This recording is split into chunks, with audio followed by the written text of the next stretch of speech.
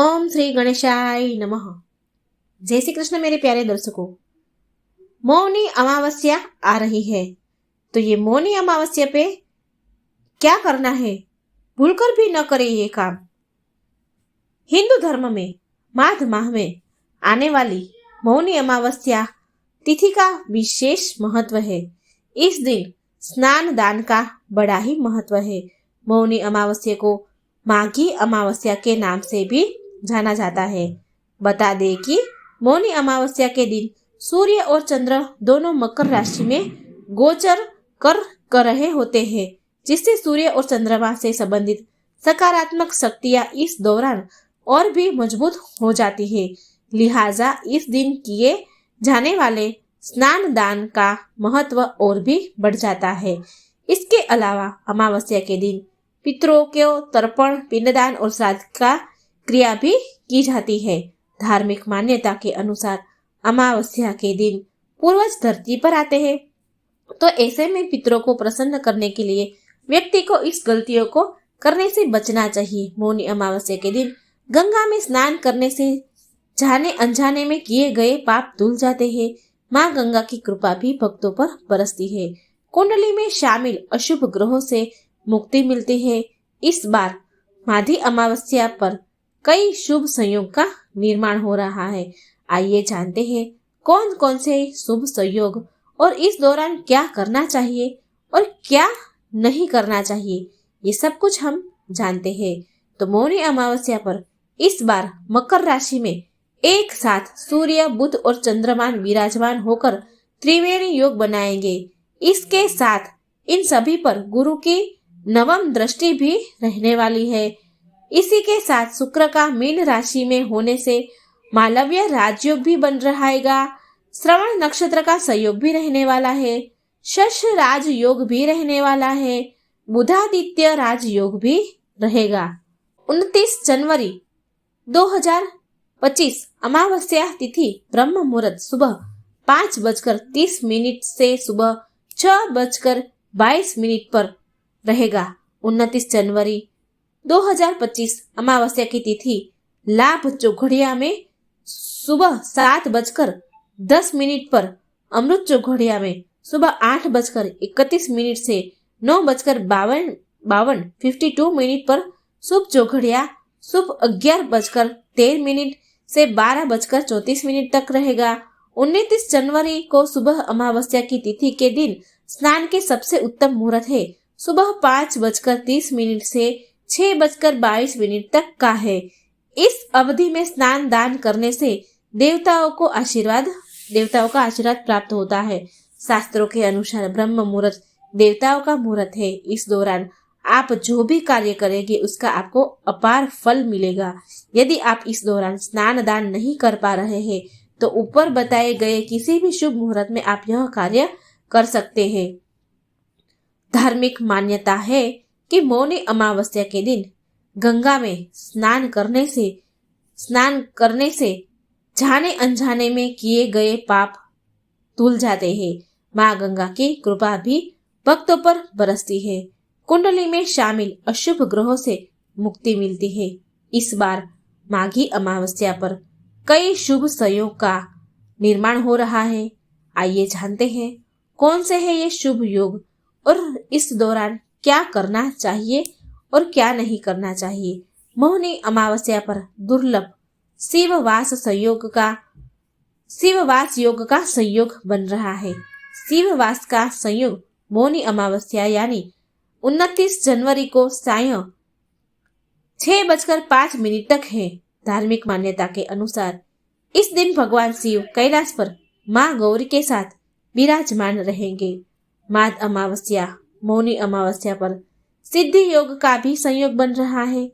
सिद्धि योग का संयोग रात 9:22 तक है। ज्योतिष शास्त्र में सिद्धि योग को शुभ मानते हैं। इस योग में भगवान शिव की पूजा करने से साधक की हर मनोकामना पूरी होगी। इसके अलावा मौनी अमावस्या पर श्रवण एवं उत्तराषाढ़ नक्षत्र का संयोग बन रहा है। इन योग में भगवान शिव की पूजा करने से शुभ फल की प्राप्ति होगी अमावस्या मानी जाएगी। मौनी अमावस्या के दिन स्नान ध्यान कर भगवान शिव की पूजा कर सकते हैं। साथ ही पूजा के बाद दान पुण्य कर सकते हैं। मौनी अमावस्या के दिन क्या करें और मौनी अमावस्या के दिन क्या ना करें? तो मौनी अमावस्या के दिन ब्रह्म मुहूर्त में उठकर पवित्र नदियों में स्नान करना चाहिए। मान्यता है कि इस दिन पवित्र नदियों में स्नान करने से व्यक्ति के सभी पाप मिट जाते हैं और उसे मोक्ष की प्राप्ति होती है। इस दिन भगवान विष्णु, माता लक्ष्मी के साथ माँ गंगा की विधि विधान से पूजा करे। इस दिन सूर्य देवता की भी पूजा करे। मौनी अमावस्या के दिन मौन व्रत रखने का विधान है। मान्यता है कि इस दिन मौन व्रत रखने से शुभ फलों की प्राप्ति होती है। इस दिन शाम के समय तुलसी के पास घी का दीपक जलाए। अमावस्या के दिन दान अवश्य करना चाहिए। मान्यता है कि इस दिन दान करने से व्यक्ति को सभी कष्टों से मुक्ति मिलती है और धन धान्य में बढ़ोतरी होती है। मान्यता है कि इस दिन ओम पितृदेवाय नमः मंत्र का 11 बार जाप करने से पितरों का आशीर्वाद मिलता है। इसके साथ ही मौनी अमावस्या के दिन सात्विक भोजन ही करें। गंगा स्नान कैसे करें? तो इस दिन आपको सुबह जल्दी उठकर गंगा स्नान करना चाहिए। इस दिन स्नान और दान भी बहुत पुण्यकारी माना गया है, अधिक फलदायी माना गया है। वहीं अगर कुछ लोग गंगा स्नान नहीं कर पा रहे हैं तो वह लोग पानी में गंगा जल मिलाकर भी स्नान कर सकते हैं। ये तो हम कर ही सकते हैं। स्नान करने से पहले कुछ न बोले। मौनी अमावस्या के दिन अगर आप बिना कुछ बोले सुबह सुबह स्नान कर लेते हैं तो यह काफी लाभकारी होता है। इसके लिए आप सूरज उगने से पहले ही स्नान कर ले। पिंडदान और तर्पण कैसे करें? मौनी अमावस्या पर आपको पिंडदान और तर्पण करना है। इसके साथ ही आप जरूरतमंदों को दान भी दे सकते हैं। यह काफी लाभदायी है, लाभकारी साबित होता है। तामसिक भोजन से करे परहेज, दूर रहे। तामसिक भोजन वह होता है जो आपके शरीर पर बोझ डालता है। तामसिक भोजन के अंदर मछली, तला भुना खाना, लहसुन और प्याज, अंडे, बासी या लंबे समय से रखा हुआ भोजन, डिब्बा बंद भोजन से खास तौर पर बचना है और इसका सेवन नहीं करना है। ये खास ध्यान आपको रखना है। शराब का सेवन भी न करें, उनसे बचे। इस खास दिन पर आपको शराब के सेवन से पूरी तरह से बचना है। किसी भी पूजा पाठ में नशीले पदार्थों के सेवन से पूरी तरह परहेज करना चाहिए। इस दिन पितरों का पिंडदान और तर्पण करें। झगड़ा करने और झूठ बोलने से बचे। इस दिन आपको किसी से भी झगड़ा करने से पूरी तरह से बचना है और अपना ध्यान ईश्वर में लगाना है। इसके साथ ही आपको किसी से झूठ नहीं बोलना है। झूठ बोलकर आप अपने व्रत को व्यर्थ कर देंगे, वो फल नहीं देगा। मौनी अमावस्या के दिन स्नान के बाद पितरों को जल से तर्पण देना न भूले। यदि आप ऐसा नहीं करते हैं तो आपको पितृदोष लग सकता है। आपके पितर आपसे नाराज हो सकते हैं।